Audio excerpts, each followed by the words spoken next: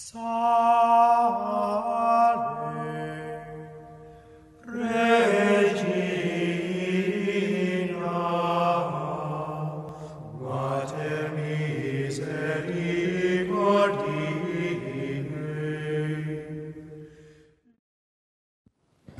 It is the year 1487. In a 4-day period, 8,000 captives would be slain and offered in human sacrifice in the dedication of a new temple in perhaps the most organized and depraved of all cultures in the history of mankind, that culture which was centered in present-day Mexico. And yet, in less than 50 years, there would be, as St. Juan Diego would describe her, a lady from heaven who in 1531 would begin the conquest of the Aztec people and would bring to an end that which transpired in this most depraved of cultures.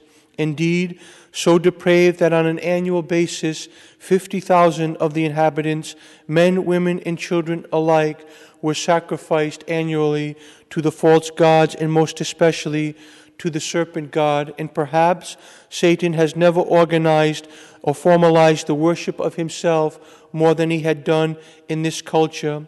And so we celebrate today with great solemnity the feast day of Our Lady of Guadalupe, the patroness of this church, and so we are most blessed to honor her this day.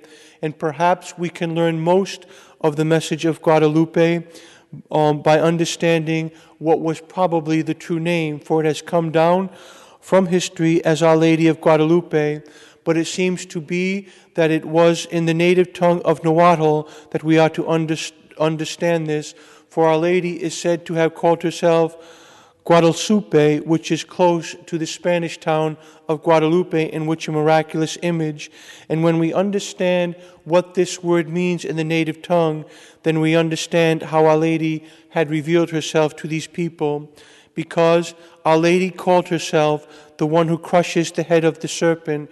That would be the translation of those three Nahuatl words, the one who crushes the head of the serpent. And so we see Our Lady revealed here in that image of Saint John, the Lady of the Apocalypse.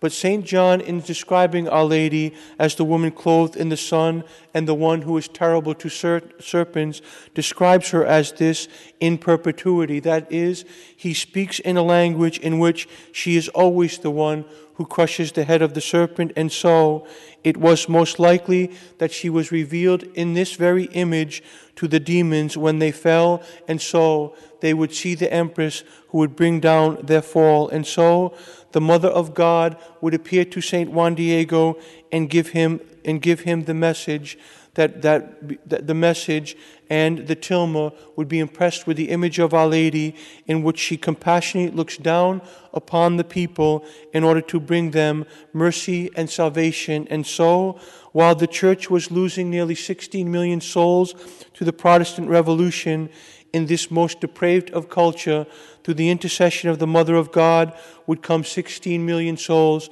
to the bosom of Holy Mother Church and establish Our Lady, especially in this hemisphere, as Pope John Paul II gave her the title, the Empress of the Americas. And so we have great hope that she who ended the human sacrifice in the Aztec culture will also end the human sacrifice in our own culture, because she has revealed herself in this most striking image, one that had a profound understanding for the native people. For she was the woman clothed with the sun, but the sun was behind her, symbolizing both that she was greater than the sun god whom they worshipped, and yet also indicating that the Son of God dwelt in her very womb, and that is the purpose of the bow, for in that culture it signified a woman who was with child. And so this woman was the one whose child would ultimately crush the head of the ancient serpent.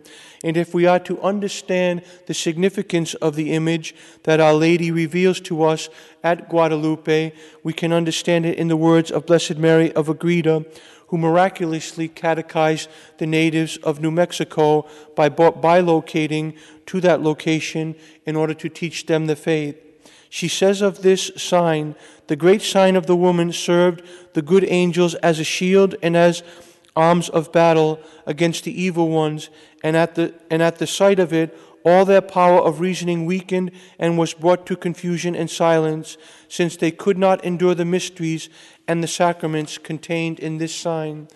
And with this we understand why Our Lady would request of St. Juan Diego that he go to Bishop Zumarraga and ask him that a temple, that a basilica be built in her honor at that place, replacing that which saw the sacrifice of humanity, because in that temple would be offered the sacrifice of the Son of God. And so, as Mary of Agreda says, she is under this image the Queen of the Sacraments. And so her request to St. Juan Diego was to build a church there in order that the sacrifice that drives away the depraved practices of all cultures would be offered in that land. And so it is truly a mystery that is rooted in the sacramental life of the Church, Our Lady of Guadalupe.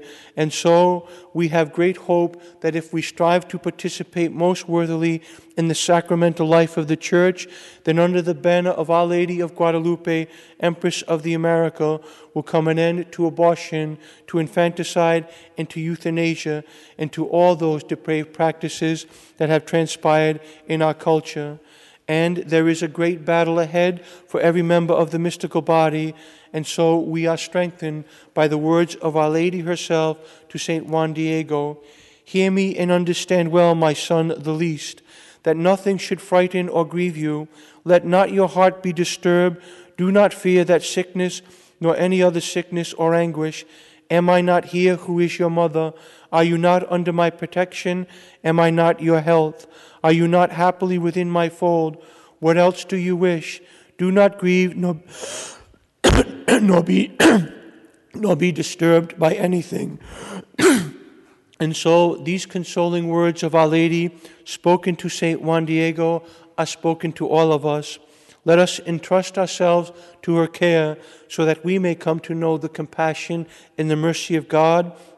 And then, under her maternal guidance, we may go forth into the world to bring that same compassion, the compassion of the ever-blessed Virgin Mary and the Son of God himself, to the whole world. And let us never fear what we are asked to do, for Our Lady gives us the command as she gave the command to St. Juan Diego. Behold, you have heard my mandate, my humble son, go and put forth all your effort. And so let us strive to put forth all the effort necessary to bring the love of the Immaculate to the world, knowing that our efforts pale in comparison to the efforts of our Lord and His Most Holy Mother.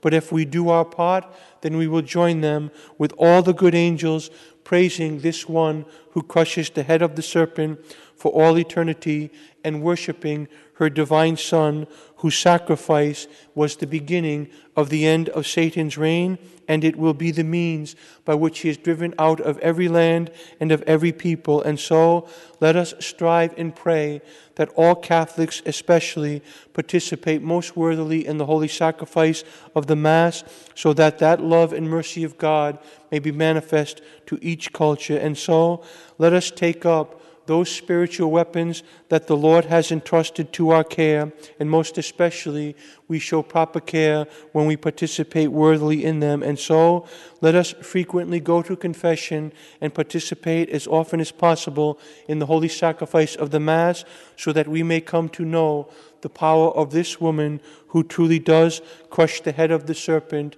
driving out his errors and driving out his minions, so that the reign and sacred heart of her Son may be established in all societies and all cultures, so that we may ultimately come to enjoy that love for all eternity in heaven.